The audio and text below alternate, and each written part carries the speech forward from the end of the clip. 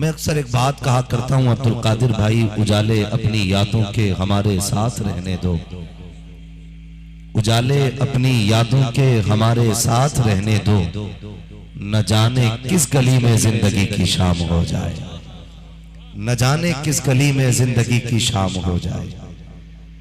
अजीजाने मिल्लत इस्लामिया, हम सब उस महबूब से ताल्लुक रखते हैं जिसने मक्के की जमीन पे कदम रखकर पूरी कायनात की जमीन को पाक बना दिया। हम उस नबी से प्यार करते हैं और उस नबी से हमारा रिश्ता है जिसने इंसानियत को उरूज बख्शा, जिसने जहालत को दूर किया। हम उस महबूब का कलमा पढ़ने वाले लोग हैं जो दुश्मनों को भी दुआएं देता रहा है। हमने उस महबूब की उम्मत में आंख खोली है जिसके पड़ोस में अगर गैर मुस्लिम भी था तो कभी फाके से नहीं रहा। हमारा नबी वो है कि जो अपने घर के शोरबे को इतना ज्यादा करता था कि अपने घर के साथ साथ पड़ोस के दस्तरखान पे भी उस गोश्त की खुशबू आनी चाहिए। मगर हैरत इस बात की होती है, हम उस रसूल का कलमा पढ़ते हैं कि जिसने पड़ोसियों का हक बताना शुरू किया तो सहाबा ये कहते थे हमें डर लगता था कहीं हमारी जायदाद में पड़ोसियों को मुस्तफा शरीक ना ठहरा दे। इतना हक मेरे मुस्तफा ने पड़ोसी का बताया। लेकिन हैरत होती है, खुदारा जरा गौर कीजिए, हम मुस्तफा का कलमा पढ़ने वाले हैं, उन्होंने तो दुश्मनों को भी पत्थर खा के दुआएं दी हैं और हम अपनों की रोटियां खा के उन्हें गालियां दिया करते हैं। मुझे बताइए क्या इसे इंसानियत कहा जाता है? एक बहुत बड़ा अलविया ये भी है कि अगर रोड पे एक्सीडेंट हो जाए तो वीडियो बनाने वाले हजारों होते हैं, लेकिन जख्मी को हॉस्पिटल ले जाने वाला कोई नजर नहीं आता। हमारी अपनी आंखों देखी बात है। हम और हमारा भाई रात में एक सफर पे थे, आगे गाड़ी पड़ी मिली रोड पर, हमने उस गाड़ी को देख के गाड़ी रोकी। खुदा की कसम इस्लाम देखें क्या है। जब गाड़ी रोकी तो फिर देखा इसका ड्राइवर भी कहीं पड़ा होगा, रोड के कोने पर ड्राइवर पड़ा था, उसके चोट लगी थी। फिर जब हमने उसको टूटा हुआ पाया ना, फिर हमने धर्म नहीं देखा था, हमने मजहब नहीं देखा था, फिर हमने जात नहीं देखी थी, हमने इंसान समझ के उसको सहारा दिया। जब उसको बैठाया और उससे पूछा तो उसने अपने घर का नंबर दिया, तो वो हिंदू धर्म से ताल्लुक रखने वाला बंदा था। मैं सिर्फ एक बात कहना चाहता हूं, हमारा मजहब अगर नाम पूछ के काम करने का सलीका देता तो हम किसी पड़े हुए रोड पे इंसान को सहारा नहीं देते। हम तो सिर्फ अब्दुल रहमान को सहारा देते, या अब्दुल्ला को सहारा देते, या अब्दुल करीम को सहारा देते। लेकिन हमारा इस्लाम ये कहता है तेरे दरवाजे पे प्यासा आ जाए तो धर्म देख के प्यास न बुझा, उसकी जरूरत देख के पानी पिला दिया। ये हमारा इस्लाम कहता है। अगर तुम्हारी नजरों के सामने जख्मी पड़ा हो तो फिर ये न देख तिलक वाला है या टोपी वाला है, अगर खून बह रहा है तो पट्टी बांध दे, अगर भूख लगी है तो खाना खिला दे। यही सलाम है खुदा की कसम। और इसी सच्चाई को देखने के बाद आज दुनिया के कोने कोने में जितने भी इस्लाम के मानने वाले हैं, तलवार की बुनियाद पे कोई ईमान नहीं लाया, बल्कि इस्लाम की अच्छाई की बुनियाद पे लोग ईमान लेकर के आए। आज तुमसे एक बात कहना चाहता हूं, जब गैर इस्लाम की अच्छाई को देख के इस्लाम लाए तो हमने इस्लाम की अच्छाइयों को क्यों नहीं जाना?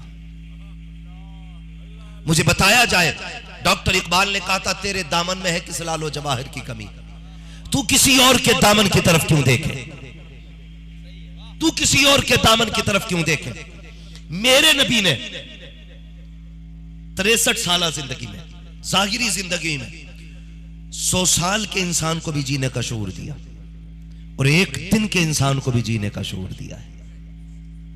चाहे वो दूध पीने की मुद्दत हो, उस मुद्दत का भी सलीका नबी ने सिखाया है। चाहे वो कब्र तक जाने की मुद्दत हो, हुजूर ने वो तरीके भी सिखाए। लेकिन आज मुझे बताया जाए, आज हम जलसे में इतने लोग बैठे, ईमानदारी के साथ बताइए, क्या इतने बड़े मजमे में किसी को किसी से नफरत नहीं होगी? कितने ऐसे होंगे कि अगर एक दस्तरखान पे बुलाया जाता तो कहते नहीं, पप्पू आएगा तो जुम्मा नहीं आएगा, जुम्मा आएगा तो अड्डन नहीं आएगा, लड्डन आएगा तो अच्छन नहीं आएगा। अगर एक दस्तरखान की बात आती है तो हजारों नफरतें निकल आती हैं। और यहां मां के नाम पे नारे लगवाए जाए, नबी के नाम पे नारे लगवाए जाए। जब जलसे में एक जगह हुजूर के नाम पे बैठ सकते हो तो फिर दस्तरखान पे एक जगह हुजूर के नाम पे क्यों नहीं बैठ सकते हो? क्यों नहीं निकाल के फेंक देते ये दिलों की नफरतें? किस दिन के लिए पाली जा रही हैं ये नफरतें? मुझे बताया जाए, आज किसी ने बैठने से पहले कुर्सी देखी कि किसके बगल में बैठ रहा हूं? आज तो जहां जगह मिली वहां बैठ गए, ये सोच करके अगर यहां ना बैठ सके तो फिर खड़े होना पड़ेगा। ये भी तो सोच, अगर आज इससे सलाम नहीं किया तो कयामत में जवाब बड़ा मुश्किल पड़ जाएगा। ये सोच के माफ करने के हौसले रखा करो, ये सोच के माफ करने के हौसले रखा करो।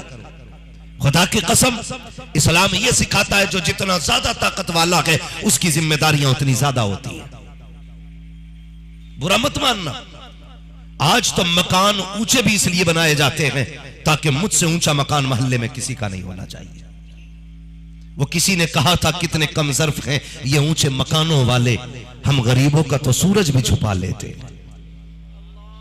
हम तो मकान भी इसलिए ऊंचे करते हैं कि इसके घर की हवा मेरे घर से रुक के ठहर के रुक जाए। देख खुदा की कसम, कभी 5 स्टार के खाने में वो मजा नहीं आता जो अपने आगे का उठा के किसी भूखे को खिलाने में मजा आता है। यह इस्लाम है और यही मेरे नबी की दी हुई तालीम है।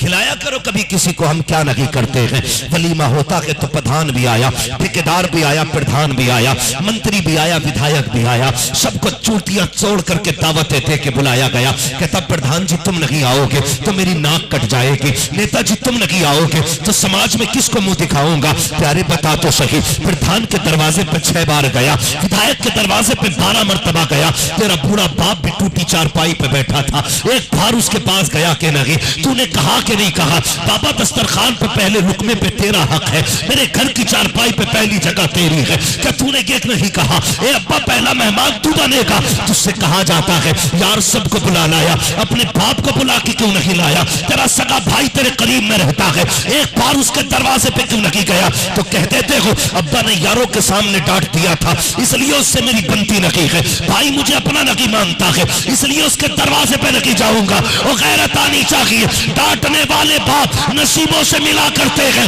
कल अगर ये बाप नहीं होगा दुनिया इज्जत करेगी। इसी डांट को तरस जाओगे और सोचोगे काश मेरा बाप होता, कभी कान पकड़ता, कभी गिरबान पकड़ता, कभी नालायक कहता, कभी घर से निकालता। खुदा की कसम उसकी डांट में भी प्यार होता है, उसके लहजे में भी प्यार होता है। आज बाप है तो इज्जत कर लो, आज बाप है तो एहतराम कर लो। तुमने दुनिया को बुलाने के लिए जूतियां तोड़ी, अपने बाप को बुला के न ला सके। जरा उठा के तो देखो तारीख सलाम की, क्या यही सलाम है? चल चक्कर करके 1 साल के लिए सो जाना ये काफी नहीं है, बल्कि आज जो सुना जाए उस पर अमल करने की कोशिश करना। प्यारे कभी हालात झांकने की कोशिश करो। जो घर के अंदर बैठा है ये तेरा अपना है, जिस भाई को नाराज करके बैठा है वो भी तेरा अपना है। क्यों भूल गया है तू अपनों को माफ नहीं कर सकता है? यार तू नहीं जानता है तेरे बच्चे भाई के बच्चे ये अपने जैसे लगते हैं, तुझे नहीं लगता है? जब शादी तेरे बेटे की थी तो तेरे भतीजे नए कपड़े लेके आए थे, भतीजियों ने नए कपड़े बनाए थे और बाप ने कहा था बेटी तुम्हारे चचा से मेरी बनती नहीं है,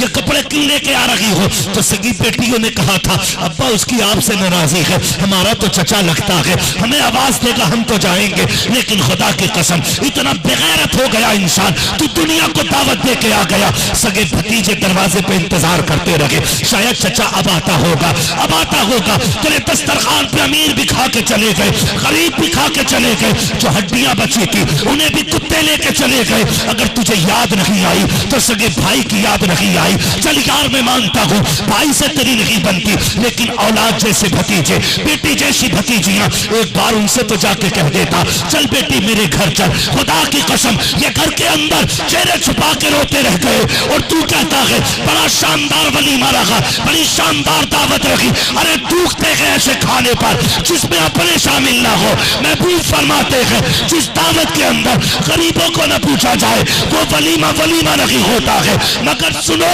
जिस खाने में अपने ना आए वो खुशी नहीं होती है बल्कि वो मैयत का खाना होता है। अल्लाह अल्लाह अल्लाह क्या कहना, वाह वाह वाह। वाह वाह, पहले बुलाओ, अपनों को पहले बुलाओ। दुनिया में नोतने का हक बाद में है, अपने घर में नोतने का हक पहले है। हर दिन ये भले चटनी से खाते थे लेकिन अपने घर खा लेते थे। तेरे घर का वलीमा क्या देखा, आज इनके हलक से ना पानी भी नहीं उतरा। बेटा बाप को देख के रोता रहा, बेटी बाप को देख के रोती रही। खुदा की कसम वो नए कपड़े जो भतीजियां खरीदती हैं वो कफन से ज्यादा खतरनाक लगते हैं। अपनों की खुशियों पे पानी ना फेरा करो यार, मना के देखो अपनों को, फिर देख अल्लाह कितना राजी होता है। अल्लाह कितना राजी होता है। तुमने रिश्ते भी निभाने नहीं सीखे यार, तुम तो ये भी ना जान सके अपने क्या होते हैं। दौलत सब कुछ नहीं है, जिस दिन मर जाओगे सब खत्म है। अरबों खरबों के ढेर लगा जाओ, जब घर से निकलोगे कुछ तुम्हारी मुट्ठी में नहीं होना है, सब रखा रह जाएगा। किसके लिए लड़ते रहे अपनों से? इस दौलत के लिए, इस पैसे के लिए जो न कब्र में तुम्हारे साथ जाएगी ना हश्र में काम आनी है। इज्जत किया करो अपनों की। अपने क्या होते हैं जानते हो? रिश्तों का मोल निभाना मेरे नबी ने सिखाया। रिश्तों का मोल निभाना यह हमारे हिंदुस्तान की तारीख थी। जब तक इस्लाम नहीं आया था सब एक दूसरे की तरफ पीट करके खाना खाते थे, लेकिन जैसे ही इस्लाम आया और कलमा पढ़ने वालों ने एक जगह बैठ के एक प्लेट में खा के दिखाया तो पूरा हिंदुस्तान चीख रहा था। मोहब्बत देखनी है तो फिर मोहम्मद अरबी की दी हुई तालीम में। हाय हाय हाय, वाह वाह वाह वाह, अल्लाह अकबर।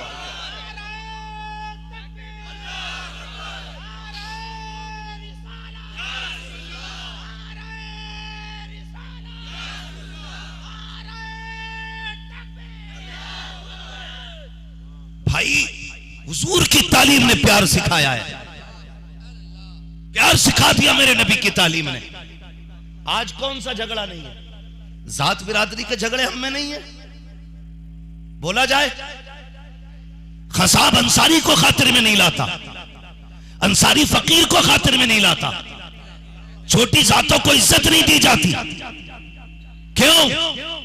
मैं पठान हूं, मैं सैयद हूं। डॉक्टर इकबाल ने कहा था यूं तो सैयद भी हो, मिर्जा भी हो, अफगान भी हो, तुम सभी कुछ हो, बताओ कि मुसलमान भी हो।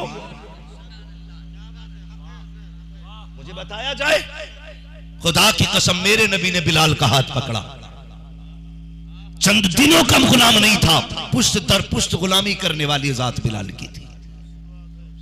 लेकिन जब खड़ा किया, अब मदीने के सबसे बड़े ताजिर, अरब के सबसे बड़े ताजिर अबू बकर की करवट में खड़ा किया। कोई कहने वाला नहीं था क्यों खड़ा किया गया। इसी को कहा जाता था इस्लाम क्या आया, नफरतों की दीवारें तोड़ता चला आया, मोहब्बतें बांटता हुआ इस्लाम आया। लेकिन तकलीफ होती आज उसी इस्लाम के मानने वाले इतनी बड़ी बड़ी दीवारें करके खड़े हैं कि जो आज गिर नहीं रही है, आज गिर नहीं रही है। इतनी नफरतें। मुझे बताया जाए, कोर्ट के अंदर किसी भी धर्म का मसला हो, मुकदमे जाके चेक करो, अक्सर मुकदमे और दावे भाई के खिलाफ है। 90% मुकदमे भाई के खिलाफ है। 90% मुकदमे। कोई दूसरा तुम पे करने नहीं आया। या तो बड़े भाई ने छोटे भाई के खिलाफ मुकदमा कर रखा है, या छोटे भाई ने बड़े के खिलाफ मुकदमा कर रखा है। अच्छा, जब ये पुलिस आती है तो हमारे उत्तर प्रदेश की तो पुलिस भी ऐसी है कि सीधे मुंह बात भी नहीं करती। कई सूबों में जाओ, बड़े शरीफ पुलिस वाले मिलते हैं, लेकिन यहां पहले ही गाली से बात की जाती है। मुझे बताइए, तुझे गाली दी जाए या तेरे भाई को गाली, तो मां बाप को लगी ना? खुद बताया जाए, जब वो मां की गाली बके या बहन की गाली दें तो दोनों भाइयों की बहन तो एक है ना, मां भी एक है। फिर तुम ये क्यों करते हो कि अपनी मां को गाली दिलवाते हो किसी से? मुझे एक बात बताइएगा, तुमने कभी सोचा कि भाइयों में आगे जाके नफरत क्यों हो जाती है? कभी गौर किया? नहीं किया हो तो आज कीजिए। जब हम छोटे छोटे थे, स्कूल या मदरसा जाते थे, मेरा मदरसा अलग, मेरे भाई का मदरसा अलग था। मैं आधा घंटा पहले आता, मेरा भाई आधा घंटा बाद में आता। ये हर घर की कहानी है। माँ कहती बेटे हाथ धो ले खाना खा ले, तो जो पहले आता वो कहता नहीं माँ पहले भाई आएगा उसके बाद खाना खाया जाएगा।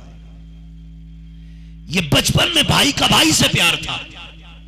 अगर बाप बाजार से लाके कोई चीज बांटता, आज भी देख लेना जब बच्चे घर में हो, बाप कोई चीज बांटे अब्दुल कादिर भाई, पहले हम अपना हिस्सा लेते, उसके बाद अपना हिस्सा यूं करके कहते हैं मेरे भाई का हिस्सा दिया जाए। कहां है वो? बाहर खेल रहा है। यार तुम बचपन में अपने भाई का हिस्सा गंवाना नहीं चाहते थे, उसके बगैर खाना नहीं खाते थे। लेकिन आज क्या हो गया है? आंगन भी वही है, चौखट भी वही है, लहू भी वही है, चेहरे भी वही है, नाम भी वही है, रिश्ते भी वही है, आंगन भी वही है, यादें भी वही है, बाप भी वही है, माँ भी वही है, शहर भी वही है, गलियां भी वही है, सब कुछ वही है। फिर आज नफरतें क्यों है? अपने अपने हिस्से के लिए झगड़े क्यों है? एक दूसरे की नाप तोल के लिए बंदूक के तमंचे क्यों है? एक दूसरे के इंचों की खातिर ये मुकदमे और ये कोर्ट कचहरी क्यों है? जानते हो, बहुत गौर करने के बाद मैं इस नतीजे पे पहुंचा, जब हम छोटे थे हमारे दिल के अंदर कि दुनिया की दौलत नहीं थी, ये पैसा दिल में ना था, ये पैसा हमारे दिल में ना था। उस वक्त दिल के अंदर सिर्फ रिश्ते कहा करते थे। जब से हम बड़े हो गए ये दौलत दिल में आ गई, जब दौलत दिल में आ गई तो रिश्ते निकल गए। तुम्हें खुदा का वास्ता दौलत के लिए रिश्ते ना तोड़ना, इसलिए कि दौलत मेहनत से मिलती है और रिश्ते खुदा की कसम नसीबों से मिला करते हैं। नारे तकबीर, नारे रिसालत, फैजाने इमाम हुसैन, फैजाने गौसे आजम, नारे तकबीर, नारे रिसालत।